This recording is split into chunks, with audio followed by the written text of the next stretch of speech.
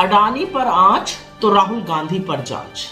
ये कितनी बड़ी विडंबना है कि अडानी को बचाने के लिए सारा स्वांग रचा जा रहा है। और स्वांग कैसा रचा जा रहा है 2 मिनट में सुन लीजिए।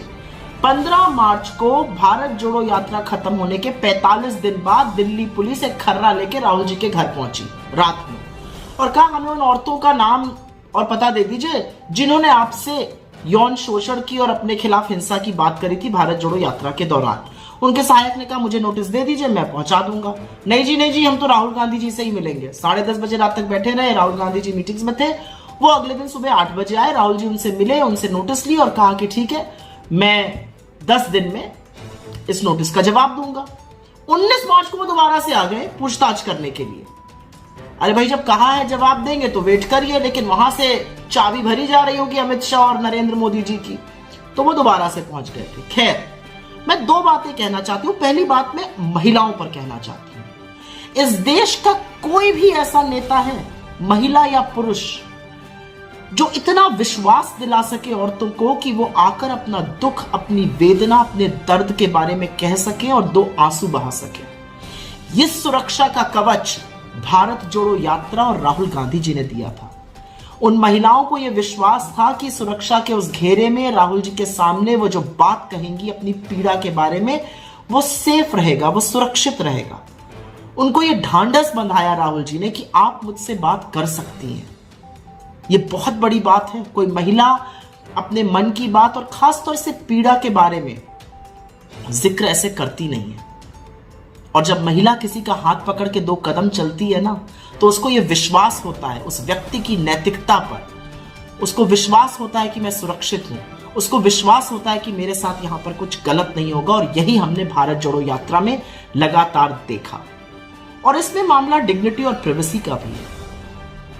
लेकिन राहुल जी की टीम जो जवाब देगी वो 10 दिन में सबके सामने होगा और पता चलेगा। लाखों करोड़ों लोगों से मिले हैं वो और करोड़ों लोगों ने अपनी व्यथा सुनाई है। मेरा अपना मानना यह है कि राहुल गांधी जी से जो महिलाओं को लेकर सवाल कर रहे हैं, उन मूर्खों को क्या याद है कि जब निर्भया का कांड हुआ था तो निर्भया के भाई को पढ़ाने का और अंत तक पायलट बनाने का बीड़ा राहुल गांधी ने उठाया था। कैमरा से दूर, सुर्खियों से दूर, न्यूज नहीं आई थी इसकी, लेकिन भाई का पूरा बीड़ा, पूरी जिम्मेदारी उठाई थी। हाथरस में जिस बेटी को आपने जला दिया था ना, फूंक दिया था 2:30 बजे रात को बिना उसके परिवार के, उस पीड़िता के परिवार से जब वो मिलने जा रहे थे तो आपकी पुलिस ने ये हिमाकत करी थी कि उनके गिरेबां पे हाथ डाला था। दिल्ली में जब बच्ची के साथ यौन शोषण हुआ था तो उसको न्याय दिलाने की गुहार लगाने में सबसे पहले और सबसे आगे राहुल गांधी थे। उस राहुल गांधी से आप महिलाओं को लेकर सवाल पूछिएगा। मुंह मत खुलवाइए मेरा, क्योंकि अगर मैंने आपकी पार्टी के लोगों पर और दुष्कर्मों पर मुंह खोलना शुरू कर दिया तो कहीं छुपने लायक नहीं रहेगी भारतीय जनता पार्टी। लेकिन ये सारा तंत्र, ये सारा स्वांग, ये सारी पुलिस क्यों हो रहा है? क्योंकि मित्र को बचाना है। जेपीसी हम गठित नहीं करेंगे, संसद में हम नहीं बोलने देंगे, संसद को म्यूट हम कर देंगे, बोलेंगे तो नारेबाजी हम करेंगे, संसद को स्थगित हम कराएंगे, विपक्ष भी नहीं कराएगा, अब तो सत्ता पक्ष कराएगा।